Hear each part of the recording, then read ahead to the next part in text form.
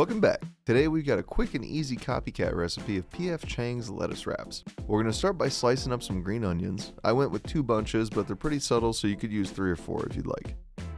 Next, we'll cut up about 2 cups of water chestnuts. I like a nice crunch, so I only cut mine in half, but if you prefer a lighter crunch, you can quarter them. Now we'll do the classic dicing method. I had a pretty huge onion, so I placed a few cuts horizontally, then I placed several cuts vertically. Now, once you go to slice it, you'll have nice diced chunks. They won't be uniform, but it'll be fast. We'll set those aside and start whipping up our sauce. Combine 2 teaspoons of toasted sesame oil, 1 tablespoon of rice vinegar, 4 tablespoons of reduced sodium soy sauce, and 6 tablespoons of hoisin sauce. We'll give that a good whisk until it's nice and smooth and set it aside for now. Now we'll start frying up our onions. We're going to put 2 tablespoons of peanut oil in a pan and then we'll add in those onions. Once those have softened a bit, we'll add in 3 small cloves of garlic, 1 tablespoon of grated ginger, and mix it all up. Once the garlic and ginger are smelling good, we'll add in Midamar's brand new product, Halal ground chicken.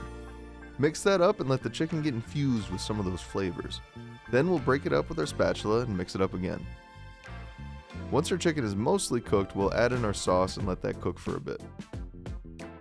I decided I wanted my sauce to be a lot thicker, so I pushed my chicken aside and let some of the moisture cook out of the sauce. Once I got that to a thickness that I was happy with, I mixed it all up one final time. Veggie time! We're going to add in our green onions and chestnuts at the same time. Mix it up, then hit it with some salt and pepper. Once that's all warmed up, give it a taste to make sure it's to your liking, then we'll pull it off the heat. We'll let that cool for a bit. If you don't let the chicken rest, the lettuce will wilt and your wrap will be more like a wet piece of paper, so don't do that.